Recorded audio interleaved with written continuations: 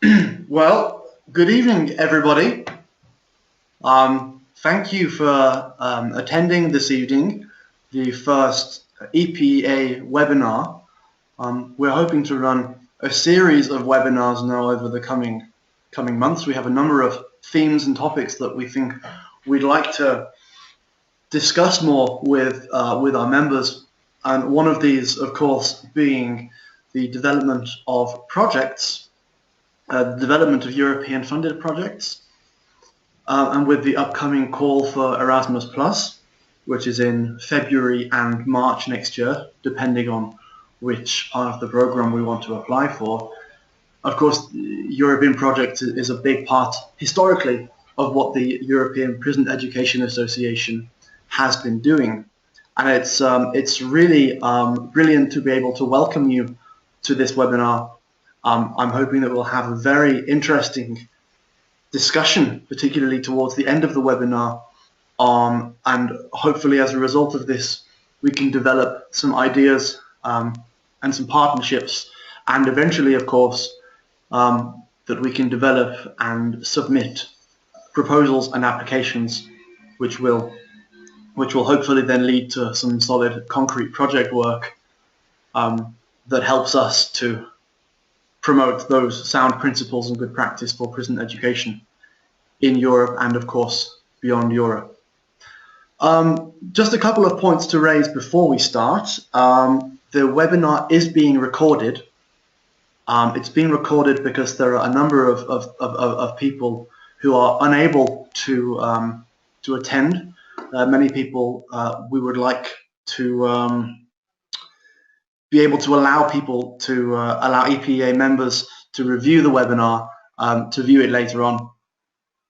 So just be aware when we make this a little bit more interactive later on, that anything, if we activate your voice or webcam, if you want to participate in that way, that this will be recorded and made available to EPEA members later on. So just be aware of that. Good. So I think that we'll make a start. We're now 13 people, 13 attendees, plus Ioannis Papadimitriou and myself. Ioannis, perhaps would you like to quickly introduce yourself?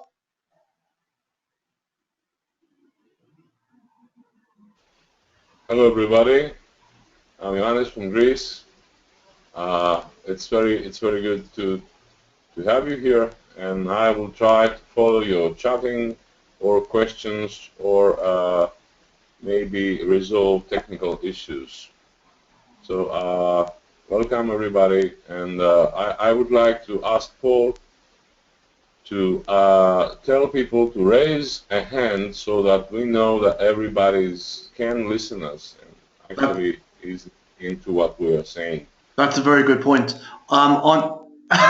So right, Kathleen and Joanna, you can raise a hand. Has everyone else figured out how to use this raise a hand function?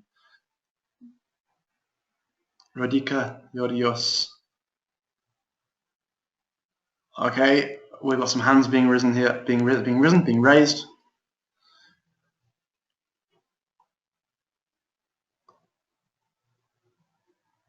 Okay. Sedarino, can you raise your hand? Can you hear us? And Rune, Philip, Jan van Nieuwland. Okay, brilliant. So I think the vast majority of you have figured that out. Good. Well, I'm going to take your hands down now. Thank you, Galina. Good. Thank you very much. And I didn't introduce myself. Ioannis has just introduced himself. I'm Paul Talbot. I'm based in the UK, and I'm the project officer of the European Prison Education Association now for about a year and a half. And I find it hugely exciting, the possibility that we can put together some really fantastic applications and some really fantastic proposals to the European Commission and get funding for those projects in the coming year. So with no further ado, let's make a start on the presentation and the webinar. For the first half an hour or so, probably a little bit less than that, the first 25 minutes, half an hour, I'm going to be presenting to you a little bit of the history of European funding for prison education, and then I'll look at some of the current opportunities in the Erasmus Plus program. And I'd like to dedicate the second half, so maybe 30 to 35 minutes, I'd like to dedicate to developing some new ideas. So looking at what the Erasmus Plus program is willing to fund, and then perhaps sharing some ideas on how we think we can develop applications and proposals in those areas. Good. So a little bit of a background to European projects. EU funding has been used to support a great number of international projects for prison education. I know that between 2000 and 2013, there were around about 120, just slightly over 120 projects funded under the Socrates, Leonardo da Vinci, and lifelong learning programs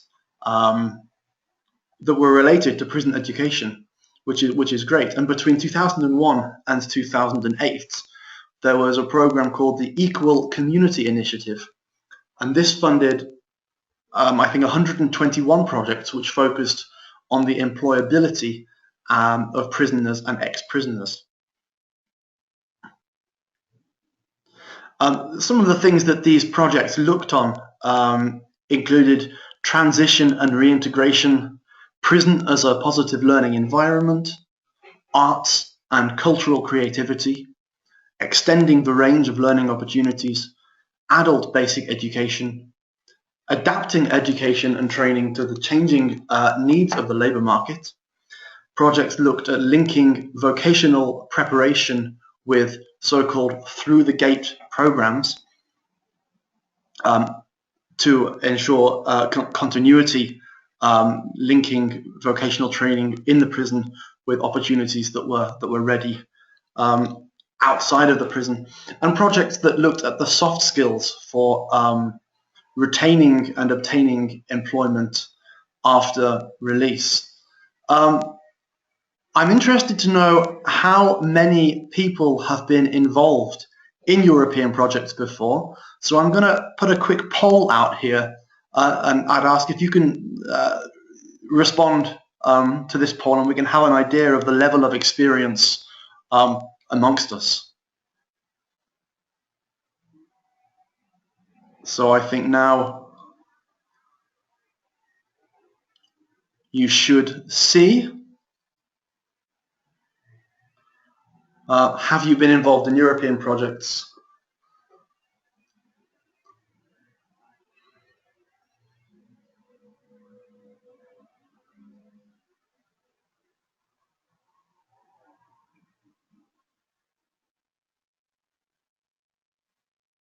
Okay, so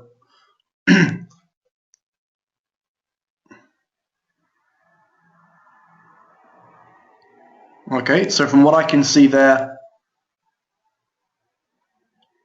about 38% of you have been involved as a partner. 23% of you have been involved either as a coordinator or a partner. And a good 38% of you have not been involved in European projects at all. Okay, that's interesting. Now, what about Erasmus Plus? So of those of you that have been involved in European projects, how many of you have been involved in Erasmus Plus?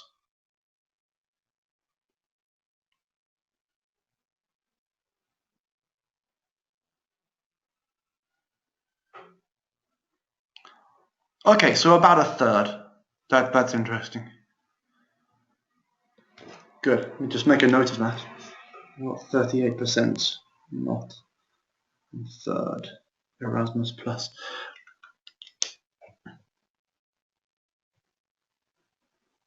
Okay, so there's been a bit of a history here of European projects for prison education, and I think that one of the key things to take from this is that we are stronger together. And I think that we at the European Prison Education Association with our members across Europe, we have the power, I think, to make education in prison feature much more predominantly within the European funding arena.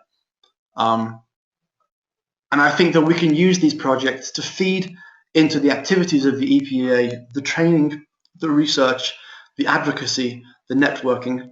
And of course, as many of you will know, we launched the International Day of Education in Prison, which falls every year on October the 13th. And that's also a great opportunity for us to highlight the importance of education in prison and to bring that into European funded projects, to make European funded projects support these global initiatives.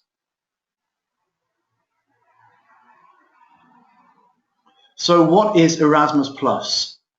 38% of you have had some involvement.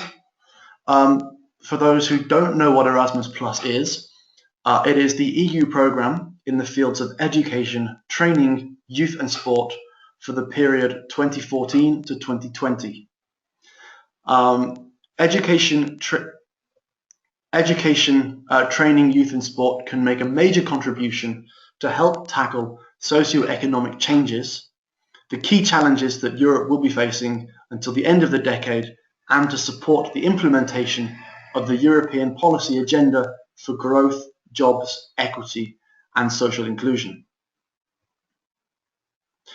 Why is Erasmus Plus interesting for the European Prison Education Association and its members? Well, there are a number of areas of the Erasmus Plus program which can offer some really concrete benefits for prison educators and for learners in prison, and also for other stakeholders who are involved in promoting and supporting education in prison. The three areas that that the Erasmus Plus program offers us are knowledge alliances, which deal with relations between higher education institutions and industry. Sector Skills Alliance, which looks at vocational education and training connected to industry, connected to skills that are required in the labour market. And then strategic partnerships, which are much broader in scope and can deal with a range of issues in adult education, higher education, VET, so vocational education and training, and school education. Sector Skills Alliances, why do we think these are interesting? Okay, the Sector Skills Alliances involve tackling skills gaps, identifying sector-specific labour market needs and demand for new skills within a specific sector, and enhancing the responsiveness of initial and continuing VET systems to sector-specific labour market needs. As a part of that, these programs, these projects can identify existing and emerging skills and needs for professions in specific sectors. They can be used to exchange knowledge and practice between education institutions and the labour market. They can be used to modernise vocational education and training by adapting provision to skills needs. And they can be used for integrating work-based learning in VET provision to promote competitiveness in this sector. What does this mean for prison education? Well, this is an idea. This isn't necessarily the correct idea, but I'm just trying to put the program into some kind of context. And I really encourage you to think about these project opportunities quite creatively and strategically. This is one of a number of options that I think could be possible for using a Sector Skills Alliance in prison education. And that would be, for example, collaboration with partners, perhaps in the IT sector or the manufacturing sector or the creative arts sector, to produce research on the specific skills shortages within these sectors, which could realistically be filled by ex-prisoners. With that, you can determine the training needs for those jobs where there are skills shortages and provide guidance for prison education providers on developing educational programs to address these specific jobs. Will that work or not? I have no idea. This is just an idea to put it into context, and I very much welcome your own ideas on the kind of projects that can address these priorities. Good. What would we need in that context? We'd need at least 6 partners from across at least 3 countries. I sent you the link to the program guide for Erasmus+. If you do have that to hand, or you want to have a look at it a bit later, these requirements are set out on page 140 of the program guide. So what would we need? We'd need these partners. We would need participation of sector representatives and education and training providers. And we would need to demonstrate a linkage to EU policy and have a particular focus on issues such as digital skills and green skills. These are 2 things that are highlighted in the call for proposals, 2 things which would enhance the chance of projects working with prison education, enhance the likelihood that these projects get accepted, meeting those demands that are clearly expressed in the calls for proposals. I've actually lost my webinar thing here, so I don't know if anyone is still listening. If everyone has left, there we go.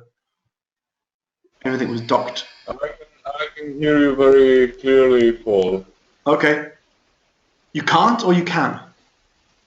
I can. Okay, good.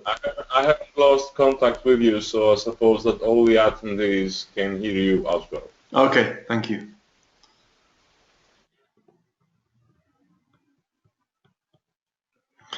So the next point was knowledge alliances. We've had a look at sector skills alliances, which focus on the vocational education and training. Now moving to the knowledge alliances, and they focus on issues at a higher education level. And now this might not seem obviously relevant to prison education, and perhaps it's not. This is just an idea to stimulate other ideas. Knowledge alliances are about strengthening Europe's innovation capacity and at fostering innovation in higher education, business, and the broader socio-economic environment. And what knowledge alliances are likely to fund are projects that boost innovation in higher education, business, and the socio-economic environment, projects which develop entrepreneurship mindset and skills, and projects which stimulate the flow and exchange of knowledge between higher education and enterprise. Now, as I said, this isn't obviously connected to prison education, but I like to think outside of the box. Can we use this to our advantage? And I think possibly we can. A possible activity that I've been playing around with in my own head is collaboration with universities to develop entrepreneurship skills amongst students in higher education with a focus on developing social enterprise solutions to address challenges in prison education and re-entry. And I don't know how obvious this is and how feasible this is across other European countries. I know that in the UK, where I'm based, there are a lot of social enterprises, non-profits, charities, who do a lot of work in providing educational opportunities, providing employment opportunities, and providing those connections between education and employment, specifically for prisoners, for ex-prisoners. And maybe this is something that we can encourage and something we can stimulate, as I think this has huge benefits on the ability to provide those kind of educational opportunities for learners in prison. So this kind of activity would develop programs with social enterprises already working in the prison education sector to draw in top talent from universities. And of course, we might even use this opportunity to develop entrepreneurship training modules that we can somehow transfer to the prison environment. So we can also have that direct impact on learning activities within the prison. Again, what would we need in this case? We need at least 6 partners from at least 3 countries, at least 2 higher education institutions, and at least 2 social enterprises working in this field. I think there's a huge benefit, and this is only my personal belief perspective. I think there's a huge benefit in encouraging civil society participation in prison education. I think there's a lot of potential out there to encourage positive change by involving those in our communities and stimulating that kind of outreach work that brings the community into the prison, at least on some level. So the third point, and this is perhaps the point where we have the biggest potential because it's the broadest possible opportunity under the Erasmus Plus program, and these are the strategic partnerships. Now, strategic partnerships are projects that are expected to develop innovative outputs and to engage into intensive dissemination and exploitation activities of existing and newly produced products or innovative ideas. It is very, very open, and projects can address a range of priorities across higher education, adult education, vocational education, and school education. And actually, I'm quite interested. I'm going to do if I can get you to put your hands up again. How many people are involved here in youth offender context? So who is involved with education of prisoners of a school age?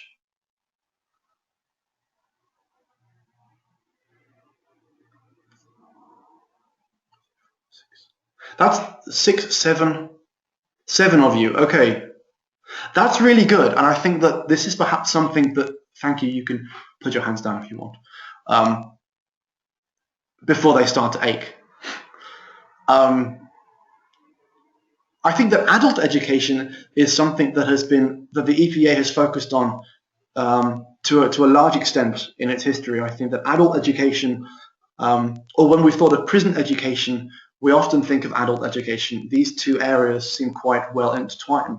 I'd be interested to see if we could develop something on a level of school education to work with young offenders and see if we can get some European funding to look at those areas where we see prison learners of a school age. We see them as school learners and not necessarily labeled as offender learners or prison learners. Good. So there is, as I said, it's very, very open. There's a lot of information now that I'm going to share with you. What do strategic partnerships do? Well, strategic partnerships should be there to improve achievement in competences for lifelong learning through formal or non-formal education and training. Okay, so that's one possibility. Addressing diversity in education and training, developing social, civic, intercultural competences, media literacy, combating segregation and discrimination, tackling bullying, increasing learning outcomes for disadvantaged learners. Strategic partnerships could be there to promote access, participation, and performance of disadvantaged learners and facilitate transition between different kinds of learning and between learning and employment. Strategic partnerships could give attention to the education giving attention to the education of refugees, asylum seekers, and migrants. Now that's a really key point that's of course come up in this year's call for proposals, given the current crisis context that Europe is facing. Are there opportunities out there for developing, promoting, and expanding educational opportunities for those in prison who have refugee, asylum seeker, or migrant status? Maybe. That's another question. Providing open and innovative education in digital forms. Promoting participatory education governance. work methods and resources for educators and learners at all levels, especially those in disadvantaged situations. Again, that feeds into our target group, I think, quite well. Strengthening the recruitment, selection and induction of high potential teaching professionals and supporting the continuing professional development of education staff. So then we have our target group as prison educators rather than prisoners themselves. But as we know, that has those secondary benefits and a much wider beneficiary population. Third page of this now, third of 3. So making skills and qualifications transparent and recognizable. Projects could be there to develop new modes of delivery using new technologies for higher education learning, which could be interesting if we're looking at the provision of university level courses, distance learning courses at a higher educational level, and their delivery in a prison context.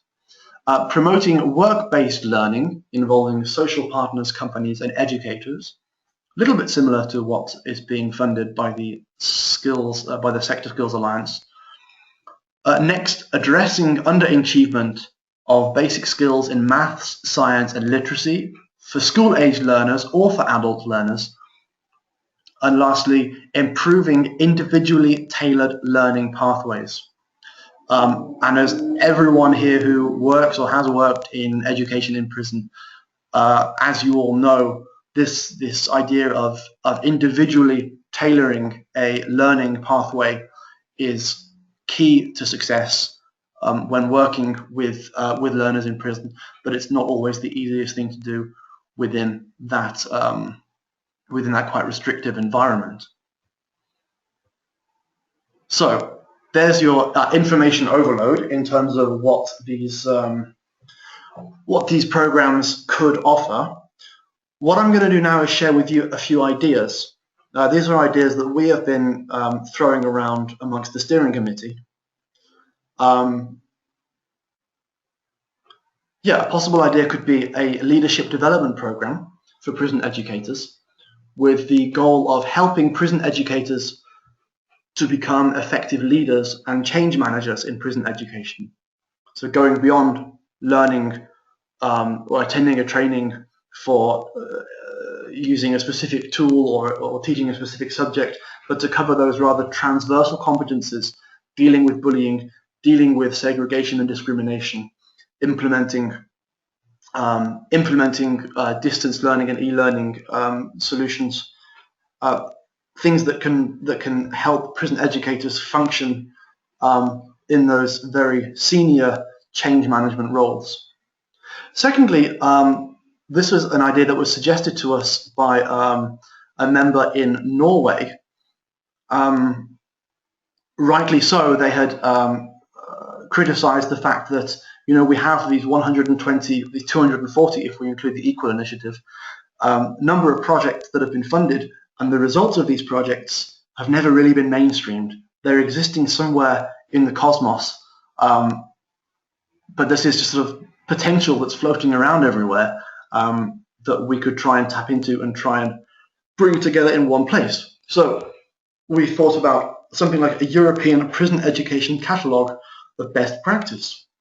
And this would be creating a catalogue or a database of intellectual outputs from some of the previous projects focused on prison education, and perhaps creating a series of modular courses to offer to EPEA members as a continuous professional development program, and to enable us to offer these courses to members, which I think is of significant value to EPEA members and potential EPEA members. We're also speaking to people about projects dealing with music in prison and for projects promoting the participation of prisoners with disabilities. And this last point, the idea of working with refugees, asylum seekers and migrants, this would be let's call it a cash cow in terms of getting project funding, because this is something that the European Commission are going to place a lot of value on.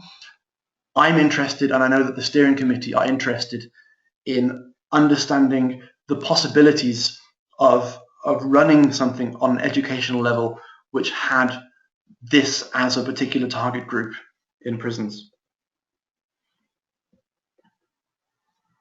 So my question is now to you. I think that we've managed to do that right on time. What ideas do you have? What ideas do you have for the sector skills alliances? What ideas do you have for knowledge alliances? What ideas do you have for strategic partnerships? How can we use these opportunities as a tool to improve our work, to improve your work, to create a sustainable impact on prison educators and prison learners in the future?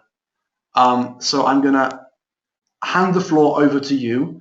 If anyone would like to comment or question, please do put your hands up. Does anyone have any input? Anyone have any ideas? Okay, Anthony Vella, I'm going to give you the floor.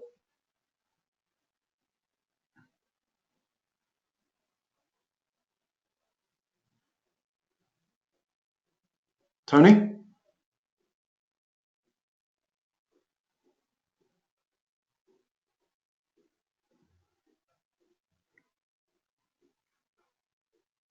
Oh, Tony just didn't take his hand down. Okay, right. Georgios. Yes, hello. Hello. Can everyone hear Georgios? Yep. Okay, brilliant. Please. Very good.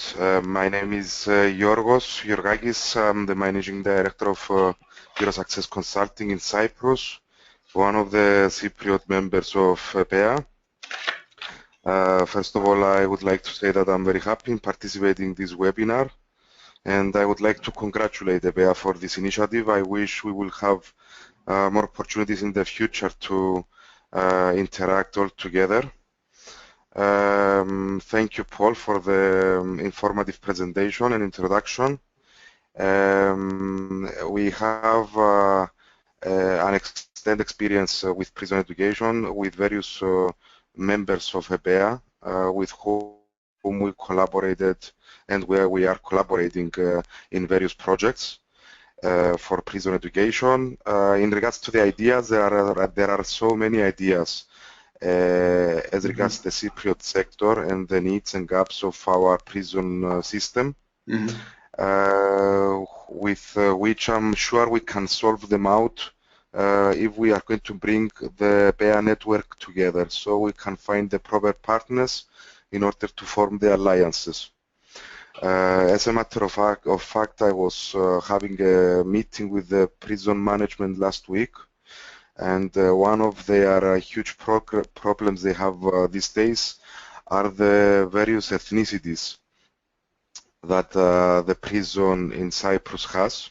Ethnicities and people who are difficult to manage each other, not only in inmates level but also in the officers level.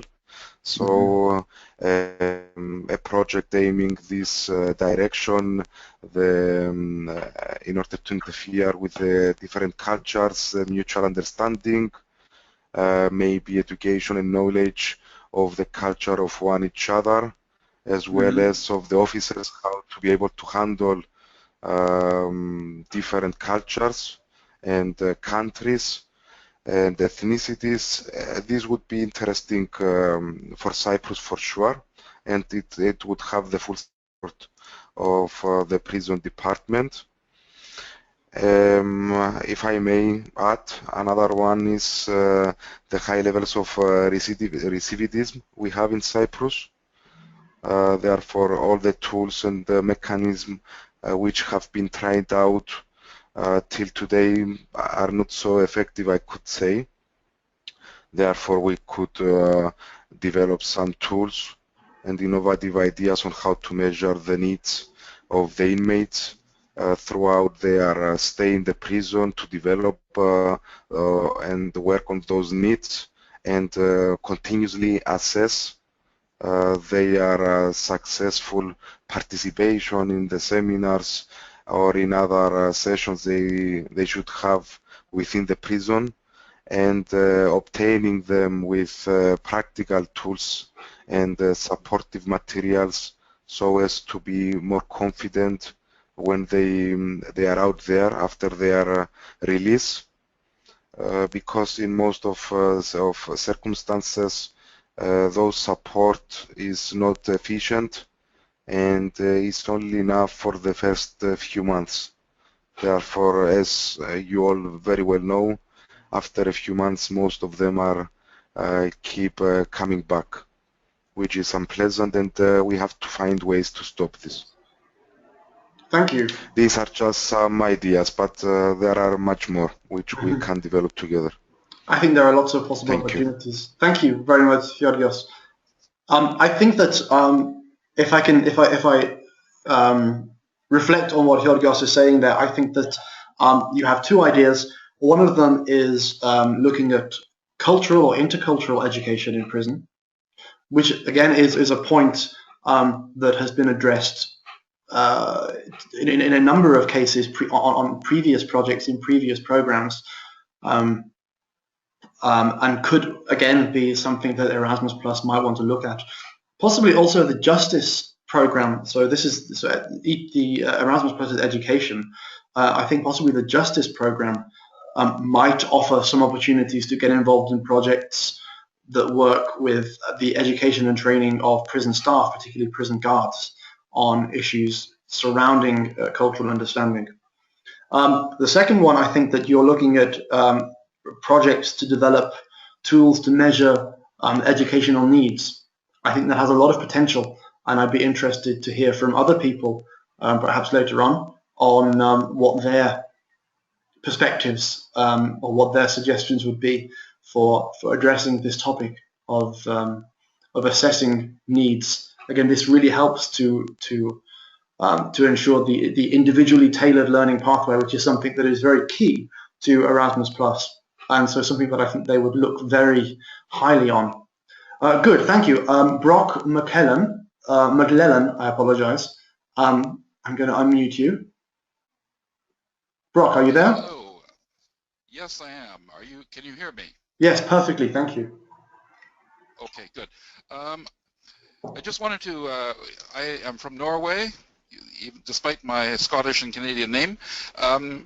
One of the projects that we are working on at Verdal Prison is called TREL, which is a building, or we're trying to build an electric vehicle. And this integrates both green technology as well as information technology. And one of the things that we're concerned about is the use of people's free time once they get released. They may work 37.5 hours a week, but we're concerned that in the rest of the week, which might be, let's say, up to 80 hours a week, then that's when they get into difficulties, at least with our prisoners, which are serving approximately 3 months to 1 year. Mm-hmm. So we are trying to get this established, and so what we're sort of trying to do is to use creative skills and help people to understand things like ergonomics and electronics and learning to program microprocessors so that they will be able to have an active free time, leisure time. Mm-hmm. And so we would like to work with various people that might have similar concerns. The other thing which we're trying to do with the prison is that we're also working with music for inmates. So this music in prisons would also be a very interesting idea for us. Thank you very much, Paul. Thank you. Thank you, Brock. I think that when you talk about the use of skills in ergonomics and microprocessing and programming, this is something that I think has a lot of potential if we were to look at it in a sector skills alliance. I think that if we could work with representatives of those industries, where they could identify that there's a skills shortage perhaps in people able to work with microprocessors, with ergonomics, with certain elements of programming. If there was a niche there that still needed to be filled, and that demand was coming from the sector itself, I think it would be very, very interesting to develop those collaborations, to identify how we could capitalize on the potential of education in prison to get these people into jobs, into employment, post-release in these areas where there is a skill shortage. So I think that's a very, very good idea indeed, and I'd be very interested to hear more from you on that. Thank you very much. Jerry, I'm just going to call you by your first name. I'm afraid as an Englishman, I'm going to struggle with your surname. Jerry, please. That's great. Can you hear me okay? Yes, that's fine, yes. Fantastic. You'll have to forgive me because I managed to get on about 5 minutes ago. I've missed the whole first half an hour presentation. Okay. And I also don't know who I'm speaking to. I've got no way of seeing, for whatever reason, who's out there. So all I'm doing is putting my hand up and saying I'm here. I'm not sure if we've got other people who are on this meeting from other schools of education, but I'm at the Cass School of Education at the University of East London. I'm a relative newcomer to prison education. I came to the Icelandic meeting 2 years ago, which is where I joined, and I'm just extremely enthusiastic to do anything or offer anything from our School of Education's point of view in terms of the development training of teachers who are working in prisons. As people may or may not be aware, prison education is something that really is not on the agenda in mainstream education. And I suppose the other hat that I am wearing is I'm on the council of the British Education Research Association, EPEA, and we've been looking at the possibility maybe of putting on an event towards the end of this academic year to sort of raise the profile of prison education in terms of the British Education Research Association and the broad community. So forgive me for sort of coming in. I haven't been able to listen to anything that's been said, but I'm putting my hand up and saying, here I am. I'm in a school of education, passionate to be involved with something that's about training or educating the teachers who are working in prisons. Anything I can do to help. No, brilliant. Well, thank you, Jerry, for contributing there. I think that it would have been interesting. I've seen your emails. I've been looking at them on my phone. I've not had the opportunity to respond. So I'm sorry that you had the technical difficulties to getting onto here in the first place. I mentioned that one idea that we're possibly working on is the development of or the creation of a leadership development program for prison educators. This is something that we might consider putting forward under the Erasmus Plus call, a program which provided prison teachers, prison educators with those leadership and change management skills to allow them to have an even greater impact on the provision and continued development of education in prison. Perhaps that's something that the university would be interested in cooperating on. It absolutely rings bells nicely this way, so that's something, yeah, that we can talk about. I suppose one of the hats I've got is I belong to an organisation in England called BELMAS, which is the British Education Leadership Management Administration, right. and I'm the deputy editor of one of its two journals, which is Management in Education. So that doesn't mean to say that I know anything about what I'm talking about, but it does mean that there's a network of people there from BELMAS, and I think possibly, as I say, I'm gonna shut up now and listen to people much wiser than me, but I'm there in the background following what's going on. Okay. Well, Jerry, I'm in West London, so maybe we can have this discussion in person. That sounds like over a beer. That sounds great. That sounds good. Okay, right. Anthony, Tony Vella. You got your hand up? Am I unmuting you? Tony? Yep. Can you see me? No, we can hear you, but we can't see you, but that's fine. But you can hear me? We can hear you, yes. Hi.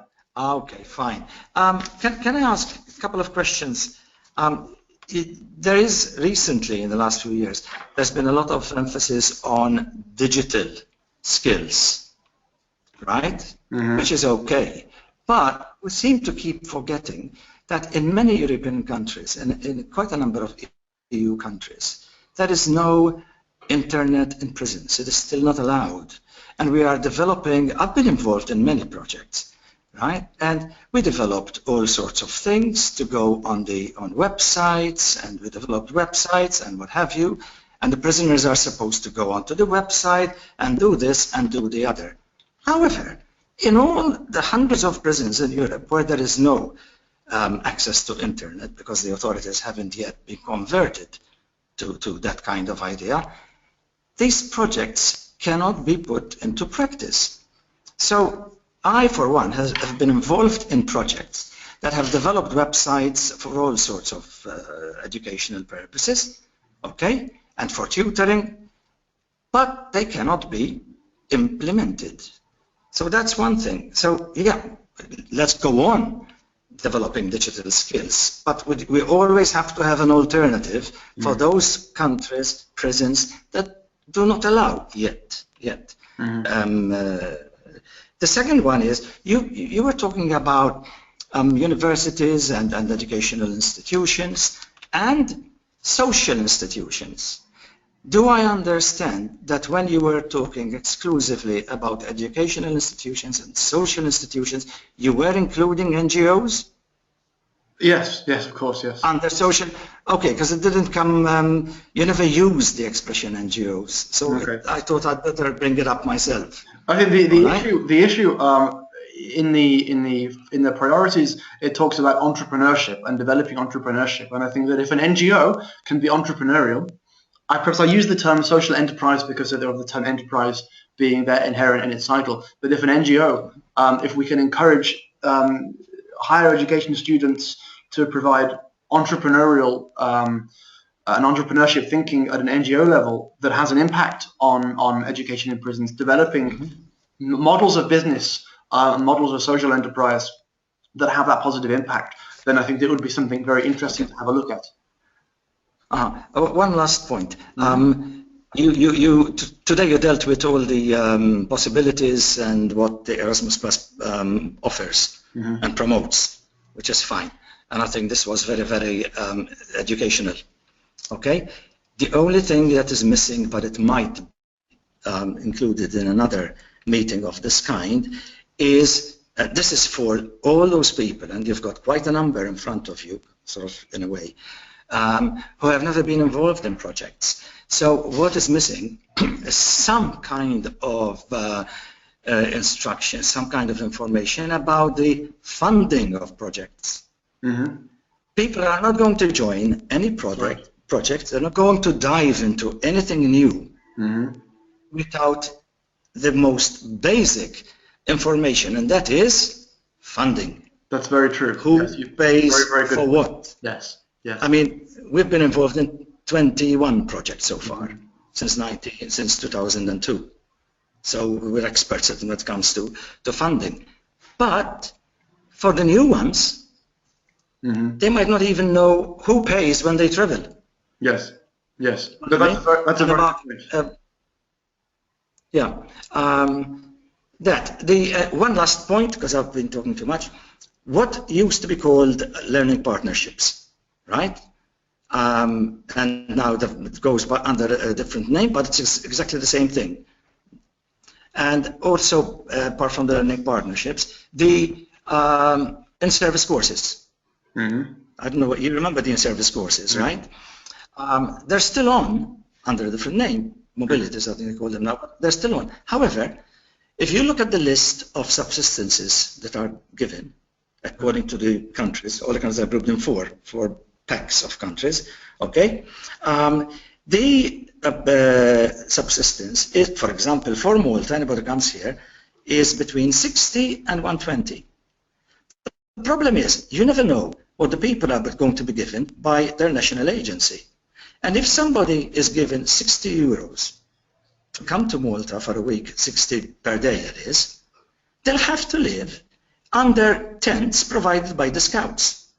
Because there's no way that you can come to Malta, pay for a good hotel, a decent hotel, pay for your meals with 60 euros a day. Absolutely no way. So the point is, after organizing in-service courses for about, well, 6 times here, and they've all been extremely successful, if I may say so, right? Now we're having second thoughts, because how can people come to Malta for an in-service course with 60 euros a day subsistence? It's a joke. So I don't know whether anything can be done, you know, in terms of somehow trying to persuade either Brussels or national NGOs to go towards the maximum rather than the minimum. That's a good point. So I'll rest my case. No, that's fine. It's a good question. It's probably not a question that we can answer here.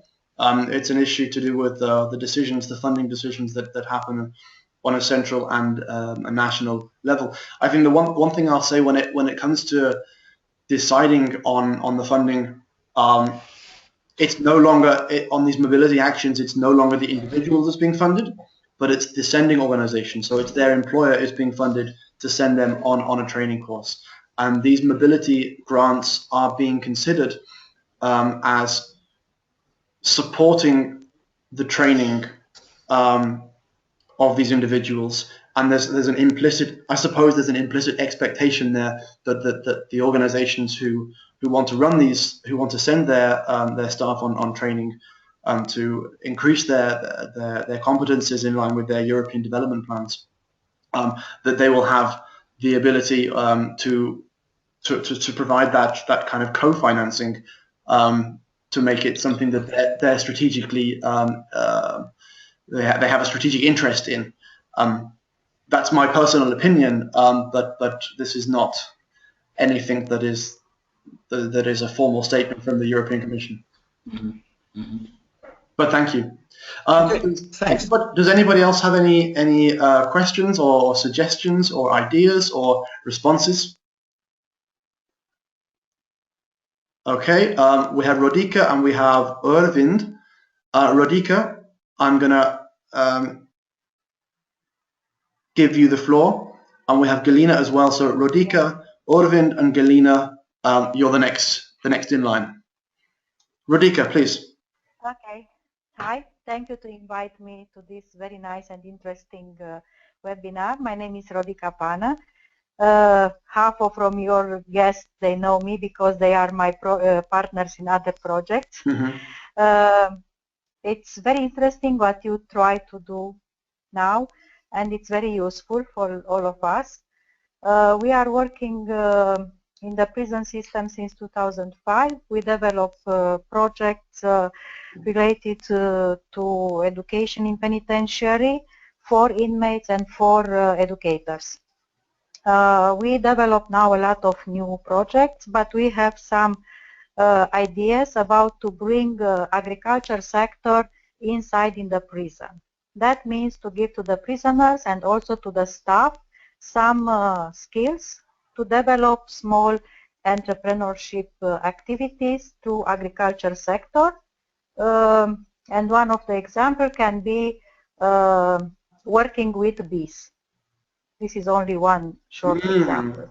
And through the project, they will be, we can accreditate something related to apitherapy, and when they will be released, the inmates, they can use this accreditation to develop their own entrepreneurship. And also for the staff, it can be an added value because they, most of them in Romania, I can say you, they have land in the small villages, and in the free time they can have as a hobby.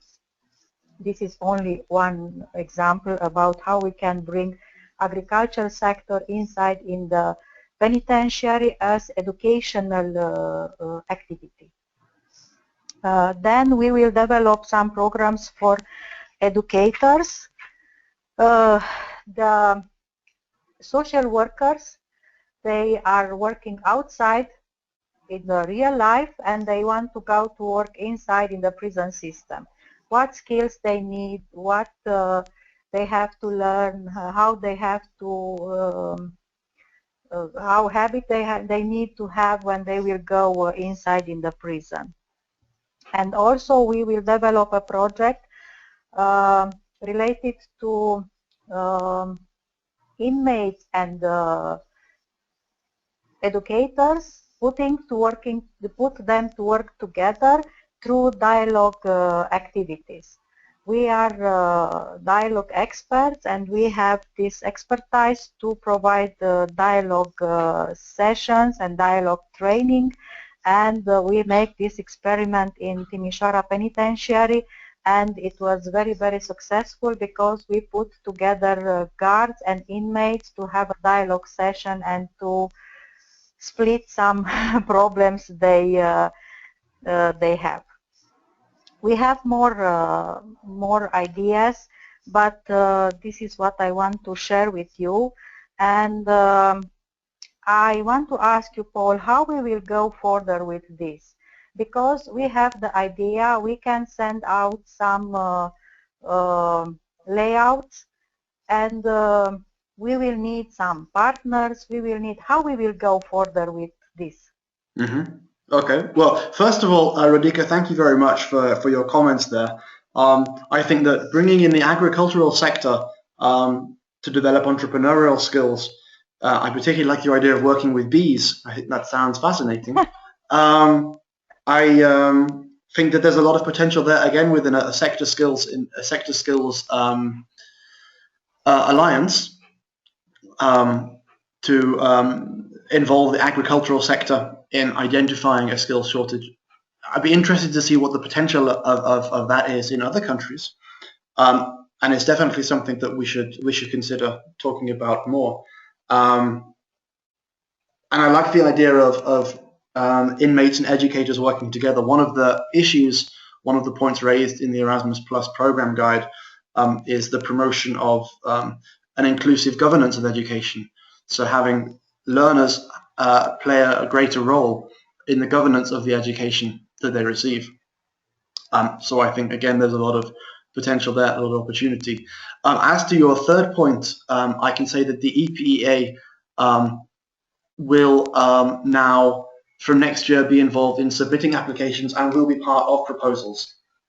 So we are looking to be involved either as a partner or as potentially as a coordinator as well, to really stimulate the growth and expansion of prison education projects in Europe. So I would suggest that you can share your ideas with us. We can share your ideas with our members, and we can try and maybe organize project-specific webinars like this. When we have some interest in specific project ideas, we can bring people together in a similar kind of forum to discuss more in depth how these projects can go forward. Yeah. If that sounds good. Okay, that means we will send to you direct the idea and the needs of partner, and you will have this opportunity to split with our idea with other partners and bring the partnership together. Exactly. Yes. Okay. I don't know. Many of you may know that the EPEA has very recently adopted a 10-year vision. So we have a very detailed strategic plan for what the EPEA hopes to achieve and how the EPEA hopes to grow within the next 10 years by 2025. So when we're involved now in these project applications, we're very much looking at how these projects can be used as a tool to help us bring our agenda forward and to help us achieve those strategic goals over the next 10 years. And we'll be very, very happy to support projects which could support us in pursuing those goals. So thank you again, Rodika. Next we had Övind. I'm going to give Övind the floor. Can I interrupt for a little bit? Yes. I have a lot of some questions for the attendees.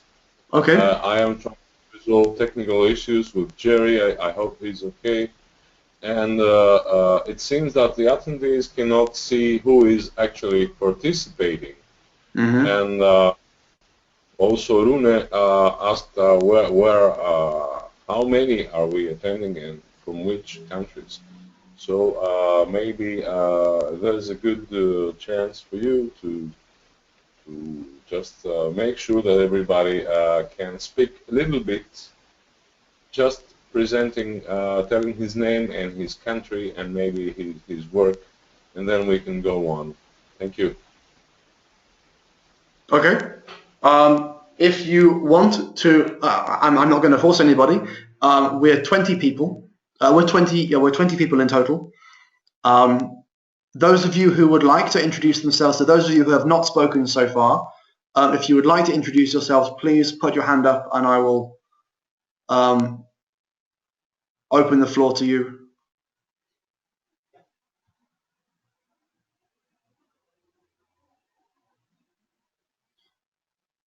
Okay.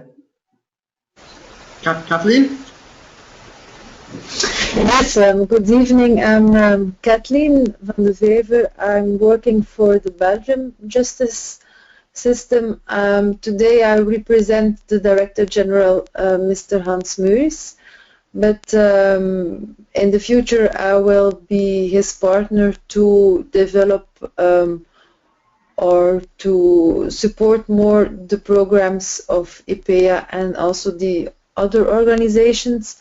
I worked in prison for 15 years, but last week I changed, so I work now at the head office in Brussels. So I have more time to see what we can do on structural base. Okay. Okay. Thank you. So Kathleen from Belgium, from Flanders. Yep, Anthony, you want to say quickly again who you are, where you're from? Tony? Oh, sorry, I didn't realize you were calling me. My name is officially Anthony Vella, but of course born and bred as Tony. So it's Tony Vella. I'm retired from the University of Malta, and I'm the president of the EPEA Malta branch. We have an EPEA branch in Malta we've had for quite a number of years. And we've been involved in a large number of EU projects of all kinds. Okay, thank you. Thank you, Tony. Rodica, you did introduce yourself briefly, but just... Yes. My name is Rodica Pana. I'm the General Director of CPIP. CPIP means Center for Promoting Lifelong Learning, an NGO based in the west part of Romania in Timișoara. And our main activity are projects and training to the community. Thank you. Thank you.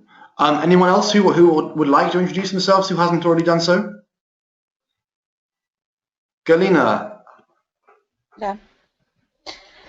Hello everybody. I'm Galina Verameychik from Belarus. I'm head of the project office of DVV International. DVV International is a German organization which is called Institute for International Cooperation of German Folk High Schools or Adult Education Association. Yes. You're also with the EAA, huh? Yes, it's true. And since 2015, June 2015, I'm a member of the board of the European Association of Education of Adults. And if you speak about prison education,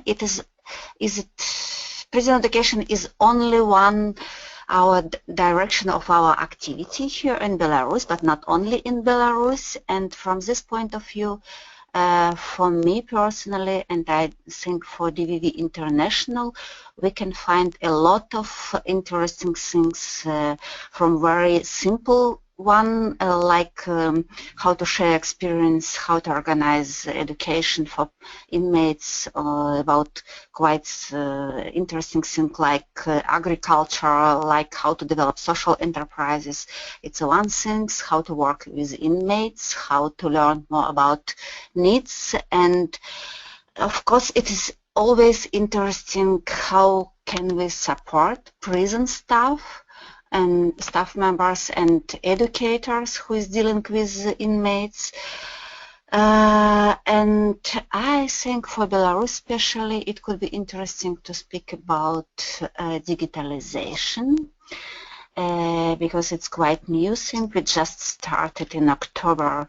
For the first time we organized first group in women prison with access to higher education. It's of course distance learning center, and it's really new, and it is not really in line with state policy. It's like experiment, and we are really interested to continue, and it will be interesting to organize some kind of exchange.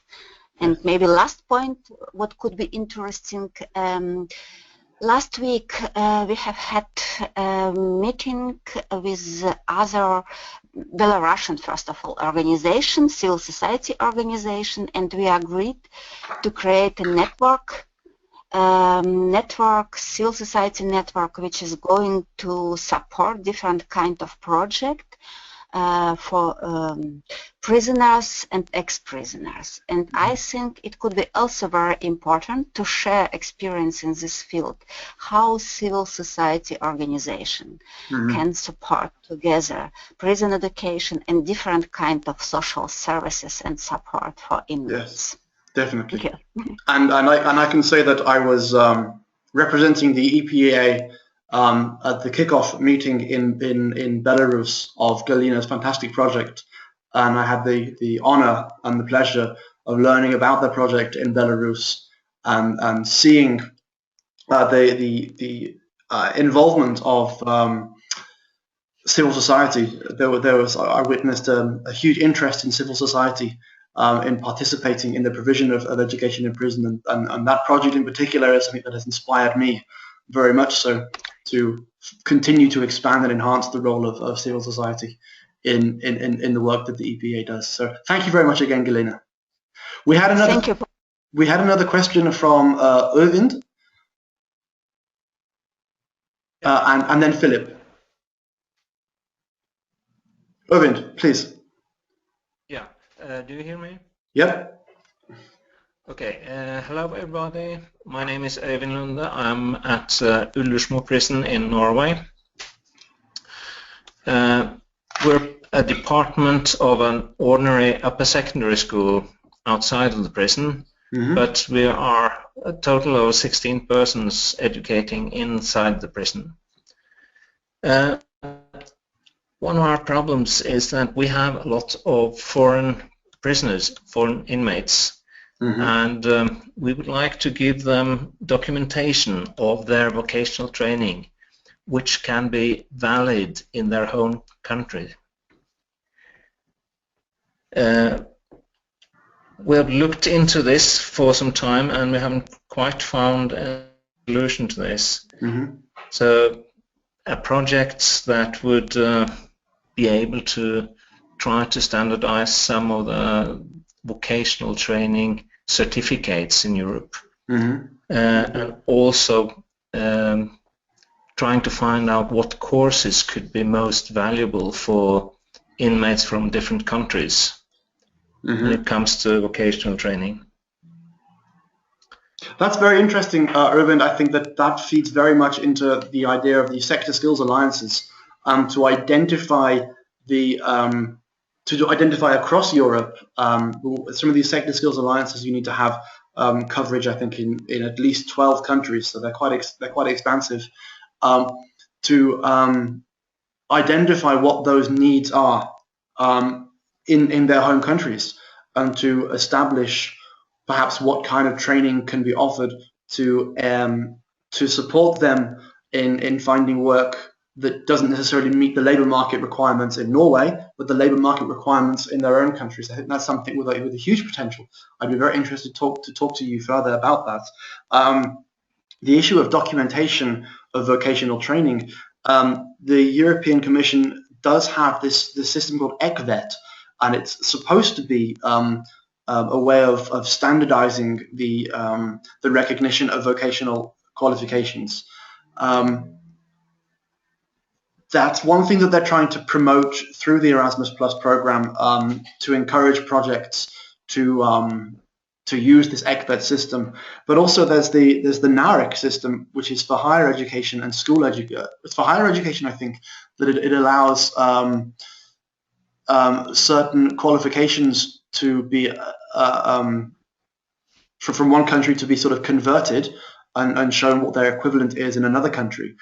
So maybe we can sit together and speak to NARIC and see what their perspective would be on the opportunity, on the possibility of doing this with vocational training for prison inmates. I think that is something that would be very interesting.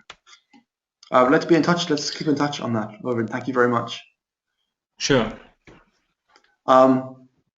Philip Largi and then Jan van Nuland. Philip?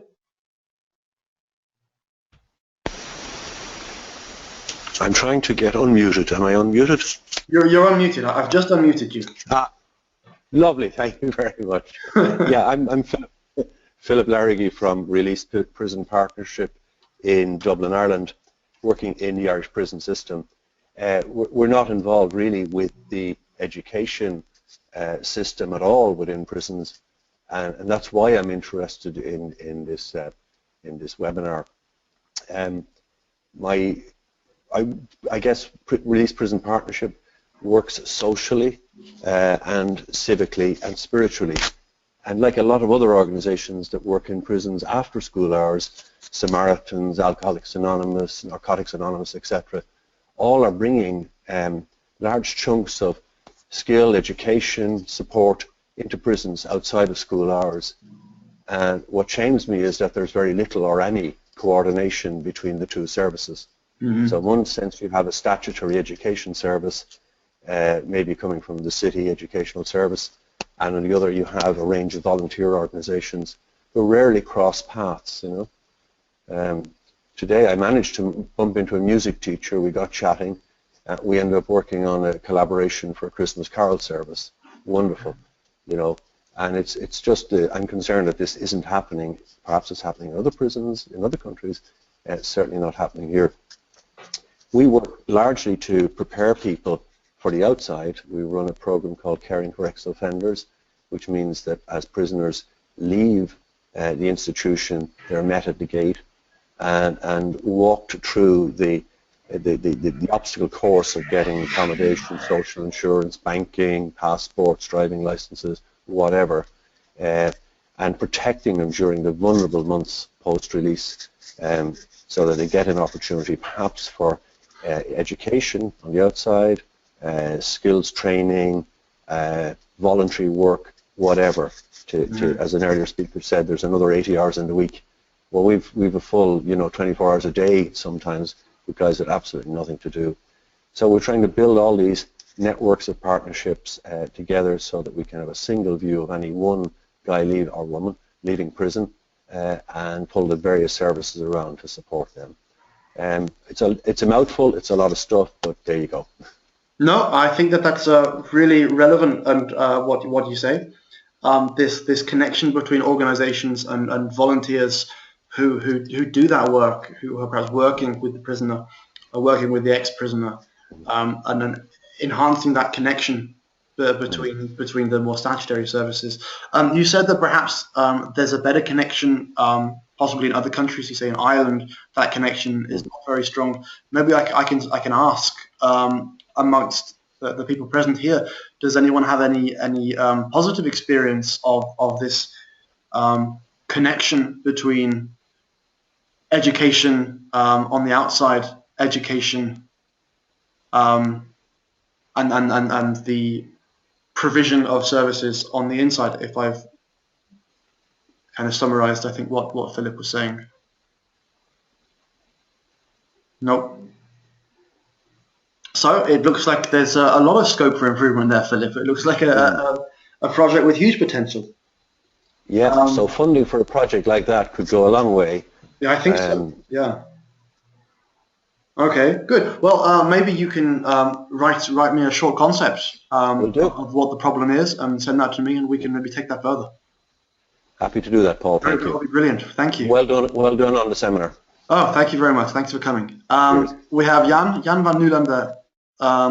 Jan, the floor is yours. Okay, thank you very much. I'm Jan van Nuland from Netherlands. I did a learning program together with Dutch prison education, and later on a Groenvig workshop inviting 16 prison educators from 10 countries. And that was very successful, and my first point is that I like to continue that in one way or the other, and I hope we will work together in maybe this library or this database or what way or the other to find ways to this investment make profitable for all the prison educators. Mm-hmm. The second point is that I have tried to get an Erasmus Plus project for 2 times now, and it would be very helpful when we find out what it needs to be approved. We didn't get the right. The subject is fabulous, but we didn't have a good community or a good system set up, and they disapproved it. Mm-hmm. Yeah. I like to continue that on the subject of different learning with everybody from the EPEA community, if that is possible. You mentioned something about different learning, and that's my subject. What do you another mean? Subject? Yeah. What do you mean by different learning? You mentioned in one of the issues from the Erasmus Plus objectives. It's about that.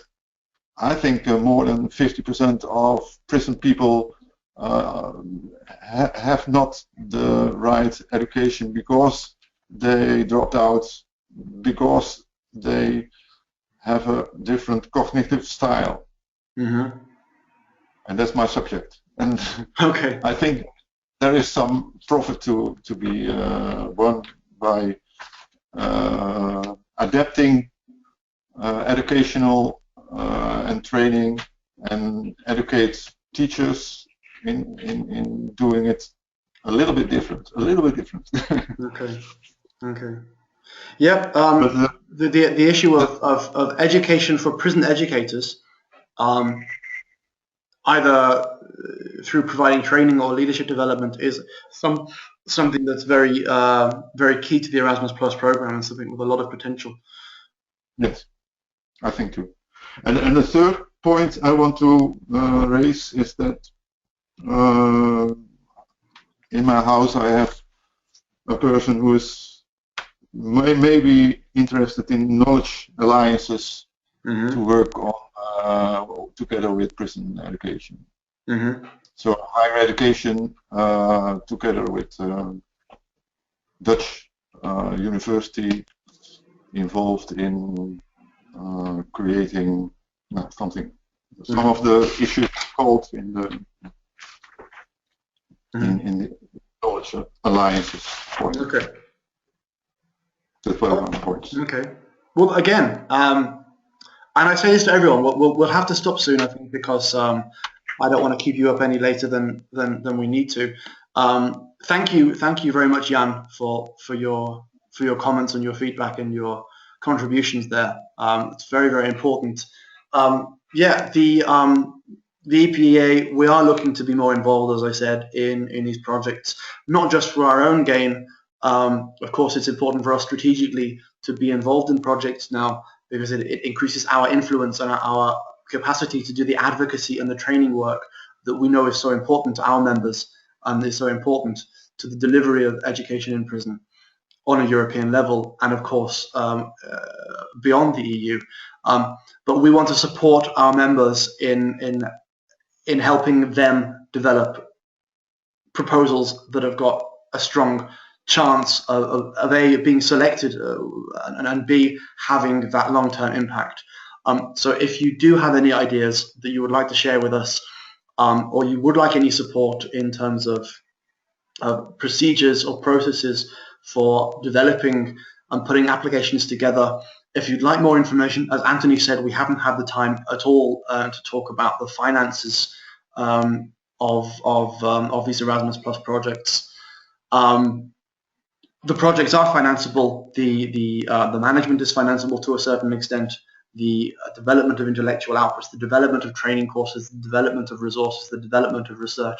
This is all to a very large extent covered by a grant. The travel is an accommodation for meetings and for mobilities, for trainings. This is also covered to some extent. The Erasmus Plus project, the Erasmus Plus program gives you as the grant beneficiary more scope to or more encouragement to cut costs.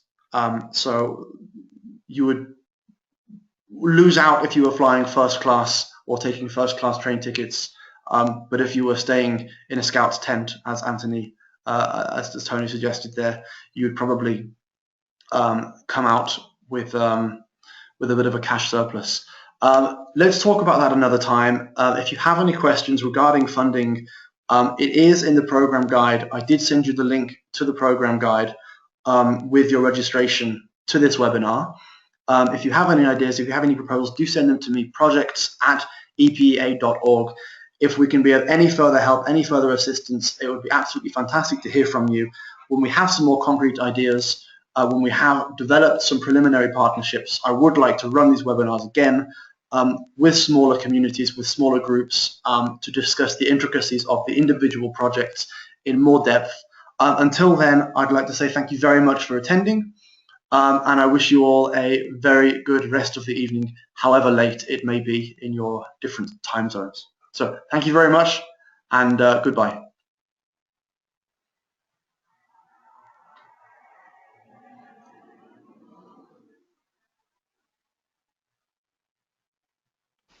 Paul, you are still on?